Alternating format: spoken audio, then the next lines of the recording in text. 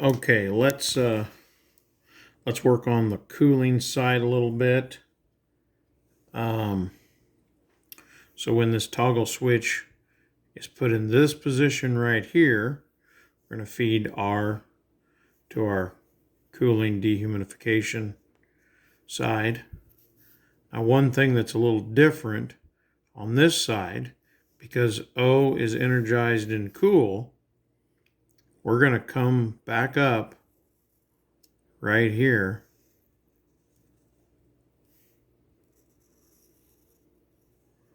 and we're going to energize O anytime that is in that position. And let me check my notes here.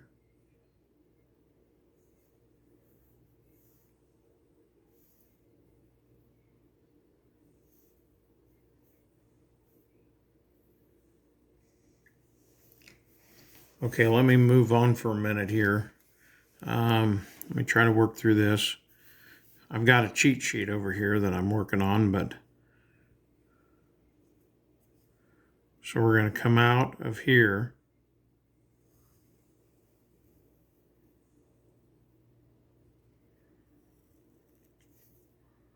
We're going to come up here. We're going to put 24 volts to this side of the coil. So at the same time,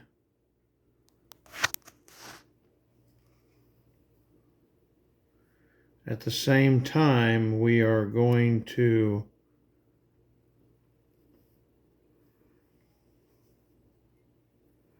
got another switch here. We got to pull the geo in off of the pause.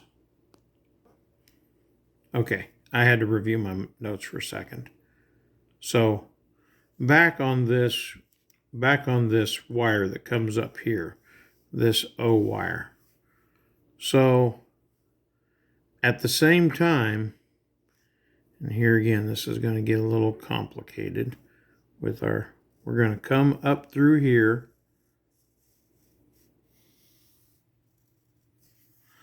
and we're going to power at the same time.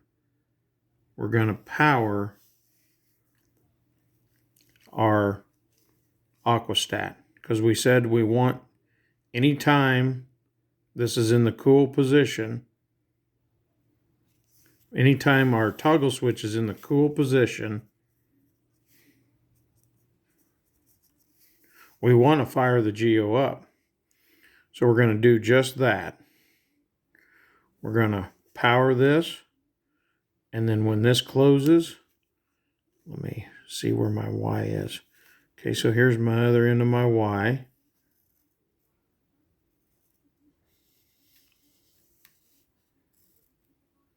You see, so this comes out of my normally open, comes down, and connects to my Y. It also connects to this relay right here, but since this is the heat relay, and since this toggle switch is in the cool position, this relay will never be active because we're not allowing power to come back through here. So it's going to just sit idle. That's why we can bring 24 volts up here. When this calls for cool, it's going to come down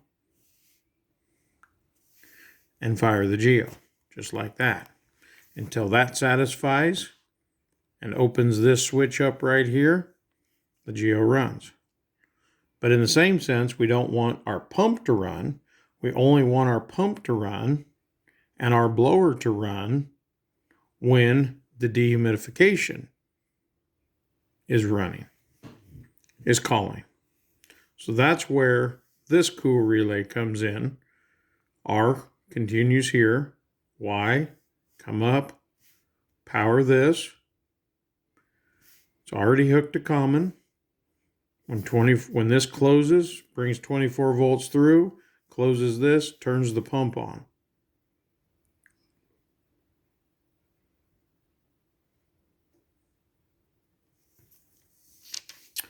And I'm just realizing that I don't think we need this other blower. And the reason why is when we close this, we can use this other set of dry contacts to close our blower switch. Pause it for a minute. Okay, I'm back. I have gone through my schematic again, and I have decided that you do not need this at all, and therefore you do not need this at all. So you just need the two relays, because what we can do is use this other set of dry contacts to come over here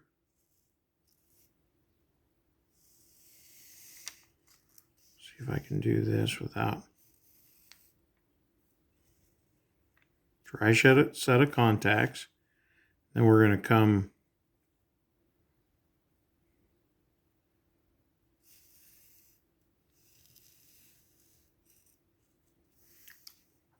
so then on your blower, this gets connected. This gets connected to RNG. And that's just a dry set of switches that's going to turn your blower on. And we're going to connect it to G because, like I said, we want this blower to blow as slow as possible. Now, we may end up changing this to Y so that we can get a faster fan. We'll just see how it works this way. All we have to do is just change one terminal.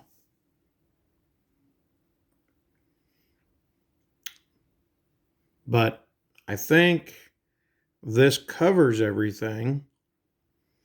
Now, something that you may want to do is get a third terminal strip and basically put another terminal strip up here, because you're leaving these aquastats up on the water heater.